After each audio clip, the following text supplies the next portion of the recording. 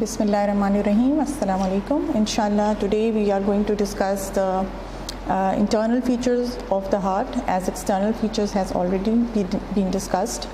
So this is the model of the heart, and as you all know that we have 4 chambers in the heart, that is the right atrium, right ventricle, left atrium and left ventricle.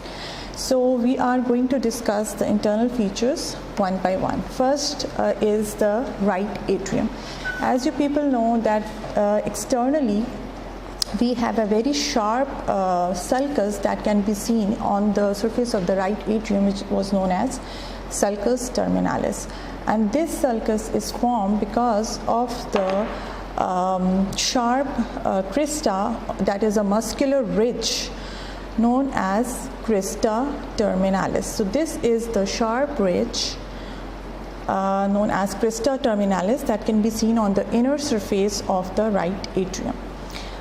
Now there is the multiple orifices or opening inside the right atrium. We have the opening of the superior vena cava and the opening of the inferior vena cava, as you can see.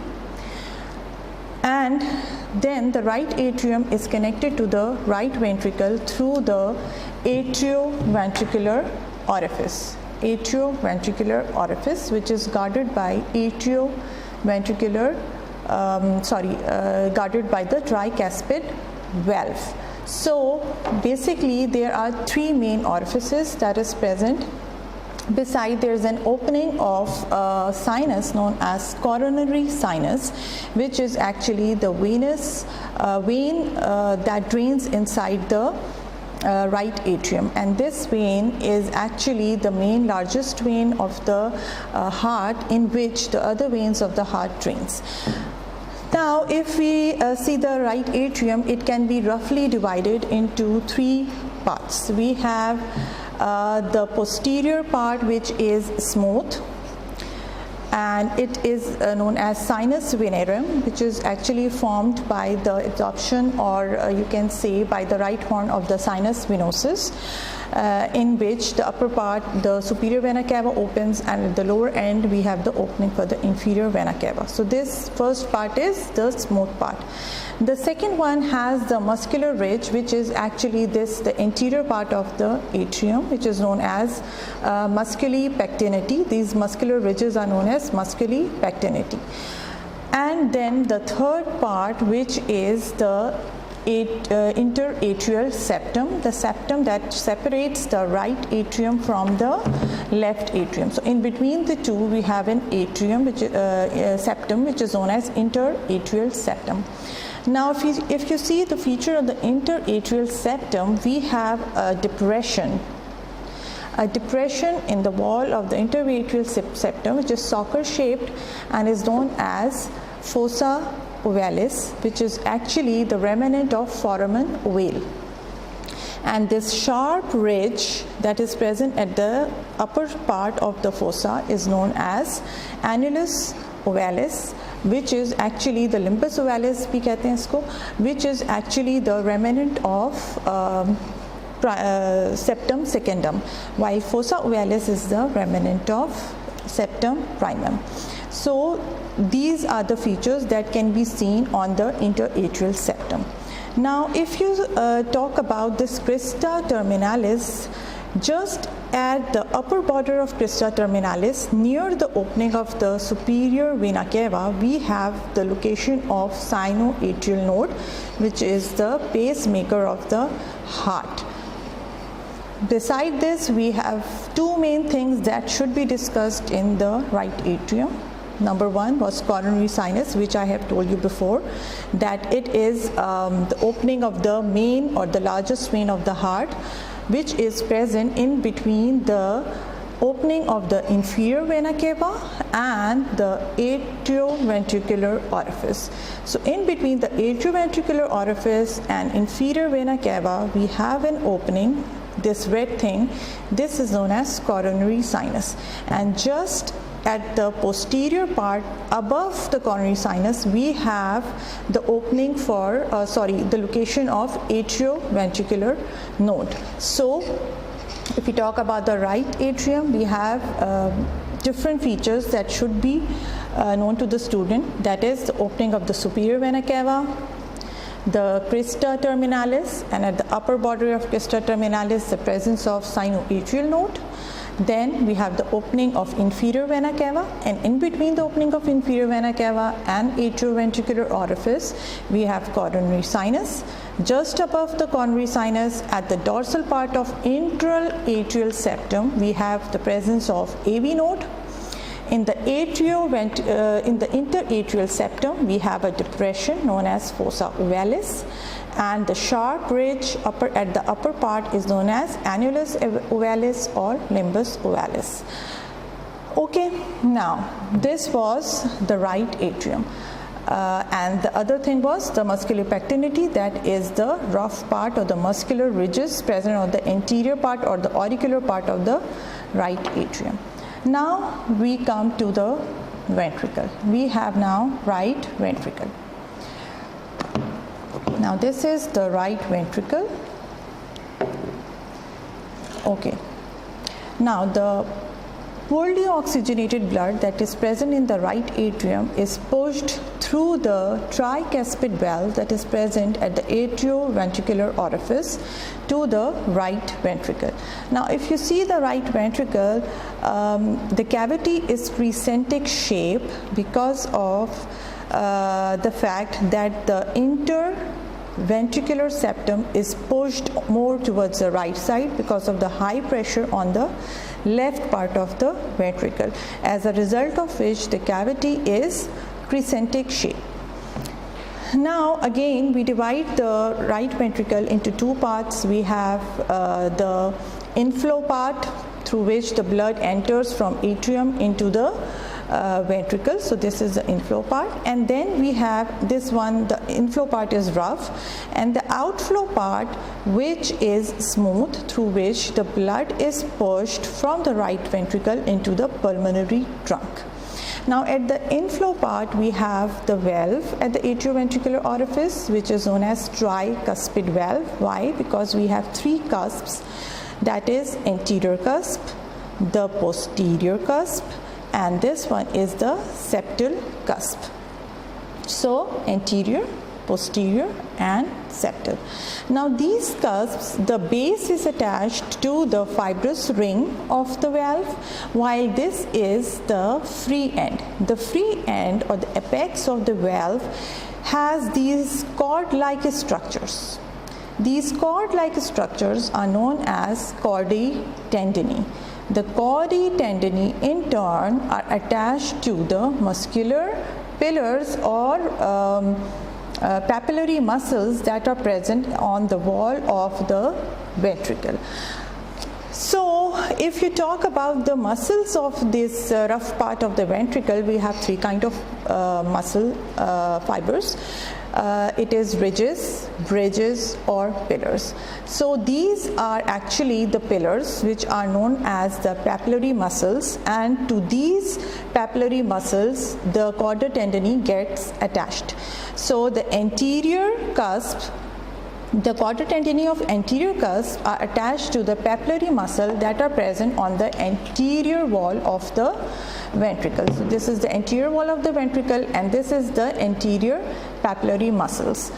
To this the anterior chordae tendineae are attached. This one is the posterior, as you can see, A. At this is the posterior papillary muscle to which the chordae tendineae of the posterior cusps are attached, while the septal cusps chordae tendineae are attached to the septal papillary muscles. Now there are the ridges of a special ridge of muscle which is known as moderator band or septomarginal ridge that contains the AV bundle.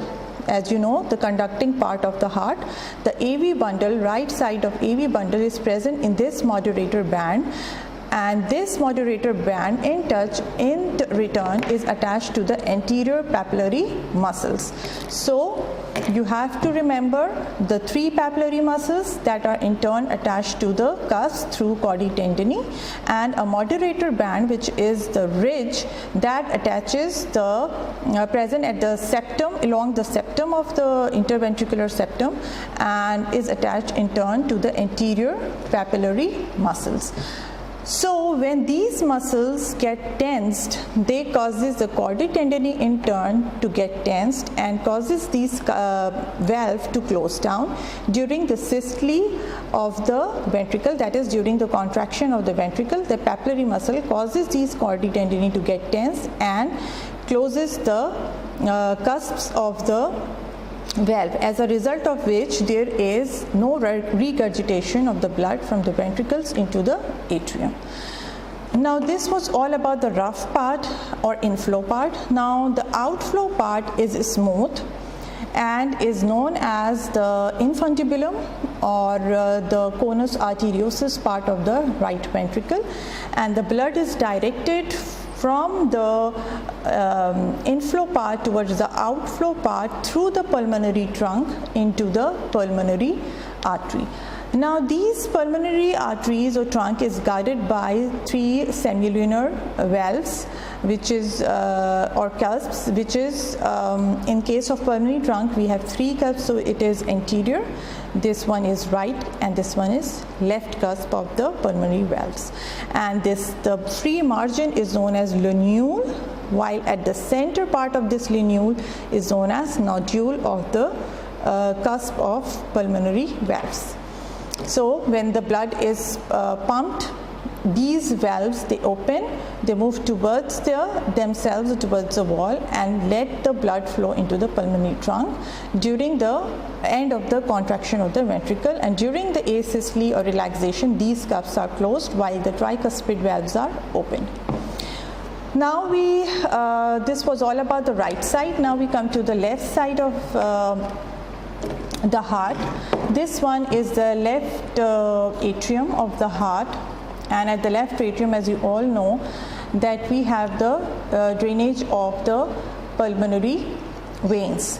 The pulmonary veins that carries the oxygenated blood or blood rich in oxygen to the left atrium, and in the left atrium then through the atrioventricular orifice it enters into the left ventricle. Now in the left atrium we have the same features, that is there is the muscular or the part of the atrium that has muscular ridges, that is again known as musculopectinity, and we have the smooth part at the opening of these pulmonary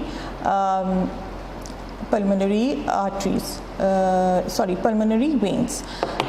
So again, this is, as you can see, this is the interatrial septum, and at the interatrial septum again we have a fossa or a depression, the same one that we had appreciated on the left side. This is fossa ovalis and this is the annulus ovalis, the same one that we had discussed on the right side.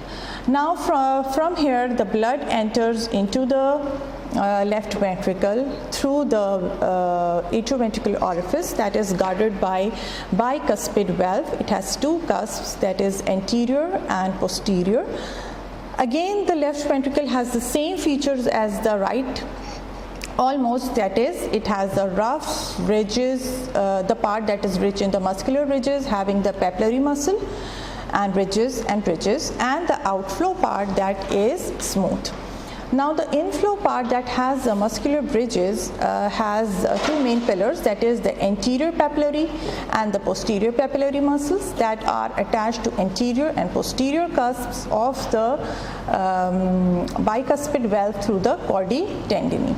And at the outflow part, which is the smooth part, the blood flows through the again semilunar valves present at the opening of the aorta, and in this we have again 3 valves, that is here, over there it was anterior and right and left, but over here we have there it was posterior right and left, and over here we have anterior right and left.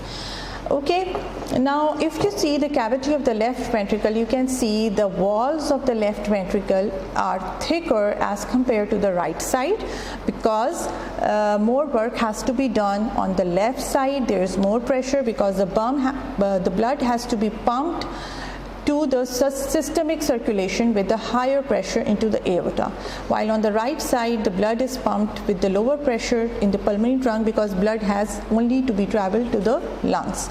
So the wall of the left ventricle is 3 times thicker than the wall of the ventricle on the right side, and because of the bulging of the interventricular septum, because of high pressure of the left ventricle, the cavity, if we see the transverse section, the cavity of the heart is crescentic on the right side and it is circular on the left side. So this was all about the internal features of the heart. I hope so you people have understood it. Inshallah, now I will see you in the next tutor with the blood supply of the heart.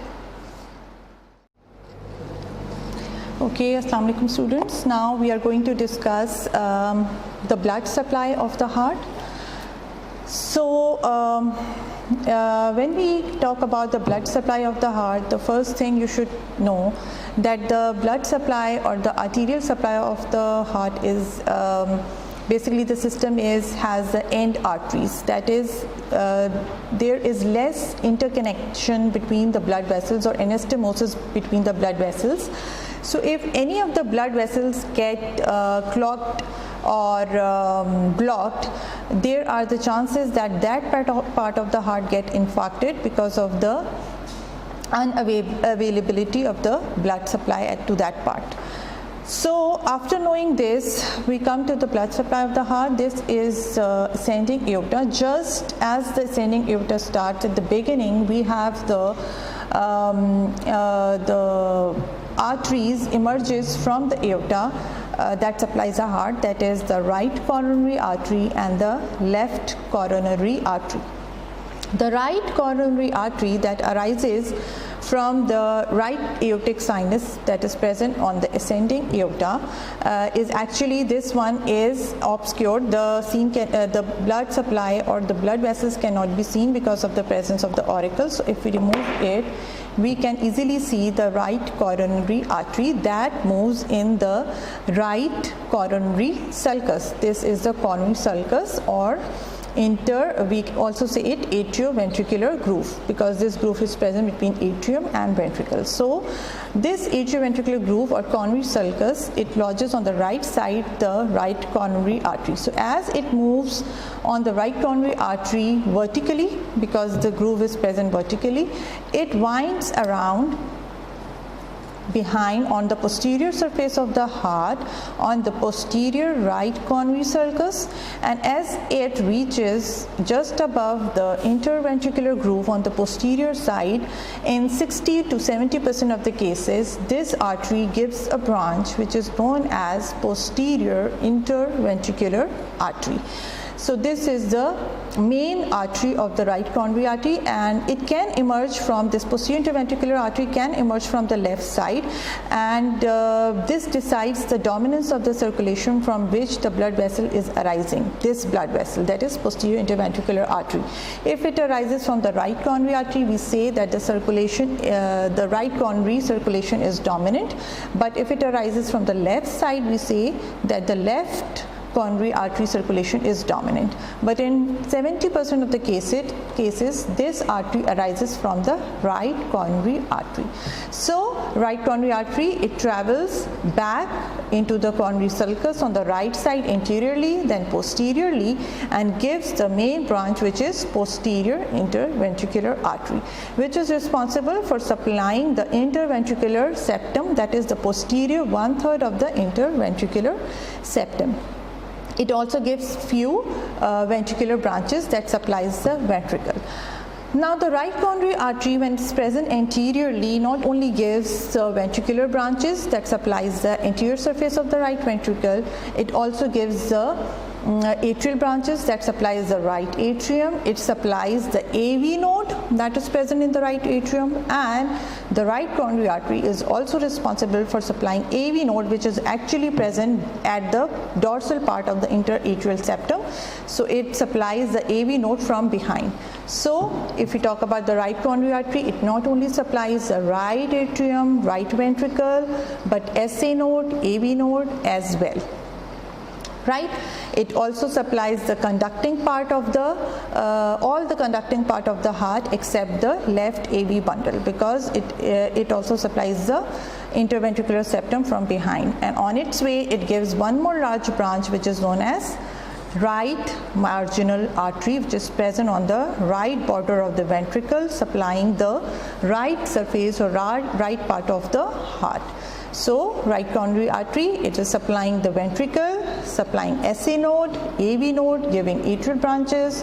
Right marginal artery supplying the right part of the right atrium, and then posteriorly it supplies the interventricular septum, that is posterior 1/3 of the interventricular septum, through posterior interventricular artery. And then the terminal part, what happens to the terminal part of the right coronary artery? It gets anastomosed with the terminal part of the left coronary artery, as we will discuss now. Now this is the left coronary artery that is arising from the posterior left aortic sinus of the ascending aorta.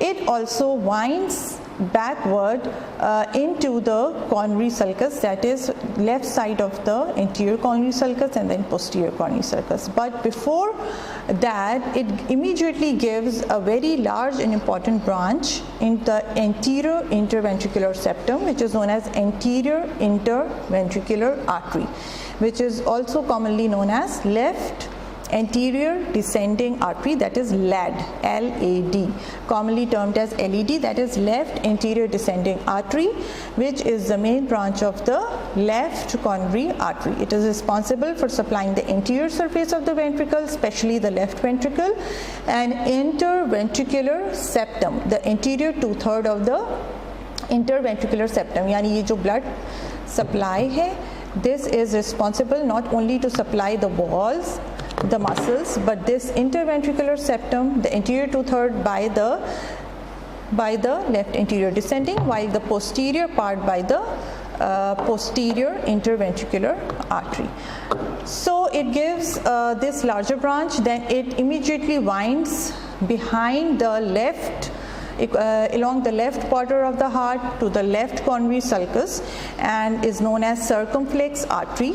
A circumflex artery in end anastomosed with the terminal branch of the right artery. So this circumflex anastomosed, we cannot see the anastomosis in this model, but actually the circumflex artery anastomosed with the terminal branch of the right coronary artery, and it also gives then posterior ventricular arteries, branches, certain branches that supplies the atrium, the ventricle, both the posterior and the anterior surface. But you should know the two main branches, that is the anterior descending and the circumflex one, though it also supplies the atrium and the ventricle of the on the left side. So this was the arterial supply of the heart. Now we come to the venous supply. We know that as we have talked about the coronary sinus, that it is the largest vein that drains whole of the heart, almost whole of the heart, into the right atrium that carries the poorly oxygenated blood. So along with the anterior descending artery at the anterior interventricular groove, we have the vein that is known as great cardiac vein. So this is the great cardiac vein, which is present along with the left anterior descending artery. It moves upward, winds to the left side and drains into the coronary sinus. This is coronary sinus. So the great cardiac veins, it ascends in the anterior interventricular groove, it winds behind on the left side of the coronary sulcus and drains into the coronary sinus. Now on the posterior interventricular groove, we have the vein which is known as middle cardiac vein. This is present along with the posterior interventricular artery. It also moves upward and drains into the coronary sinus, as you can see. Then we have small cardiac vein which is present along with the right marginal artery. This is the right atrium, this is the right marginal artery which was the branch of right coronary artery. Along with it we have the vein which is known as small cardiac vein. It winds behind again through the right posterior coronary sulcus and drains into the coronary sinus. So beside this we have certain ventricular veins as well that moves along with the and drains into the coronary sinus. So majority of the veins, they drain into the coronary sinuses, which in turns open inside the atrium. But some of the veins, we have vena caudas minimi, which are very small veins that are present throughout the heart, and they opens into the typical or particular chamber of the heart. That is, if these small veins are present on the left ventricle, they will open directly to the left ventricle. The right one on the right side, means each vena caudas minimi opens into the respective ventricles where they are present, and there are certain small veins which are known as anterior cardiac vein. That anterior cardiac vein is also responsible to drain into the atrium directly. These are actually 3 to 4 small veins that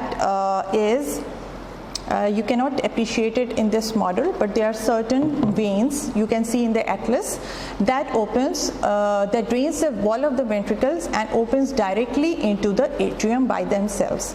So besides anterior cardiac vein and the vena caudas minimi, all of the veins drain into the atrium through the vena cauda, through the coronary sinus.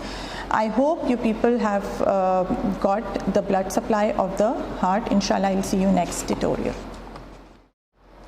Okay students, now this is the specimen of the cadaveric heart, and now I will show you some of the features which are visible in this heart.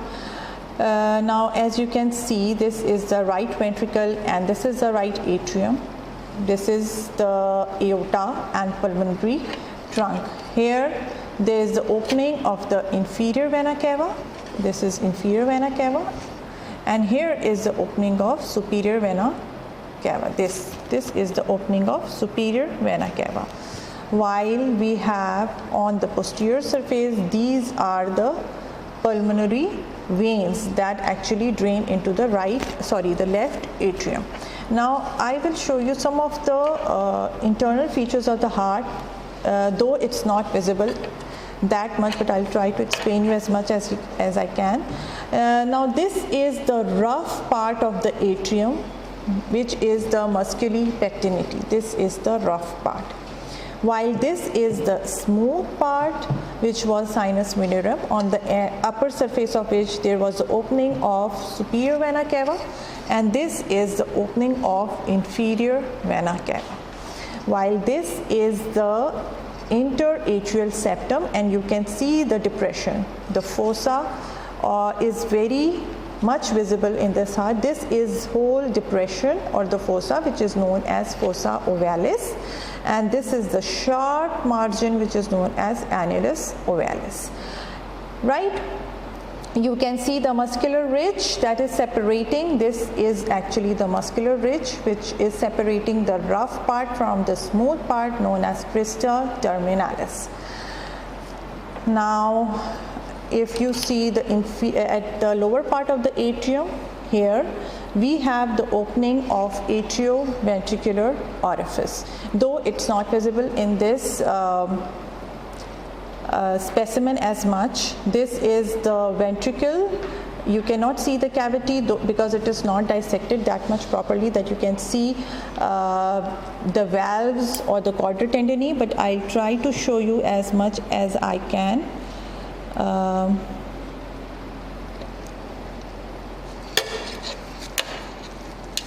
No, we cannot see the cusps, or we cannot see the chordae tendineae. Right, so this is the right ventricle, this is the left ventricle, this is the right atrium, this one is left atrium. That's not visible as this one is the left atrium. We have the arch of aorta and pulmonary trunk that is attached over here, and we have the opening of this. this is the outflow tract of the right side and the left side. This is aorta, and here we have the opening of the pulmonary trunk. The veins are visible on the surface of the heart, arteries and veins, but cannot be appreciated properly.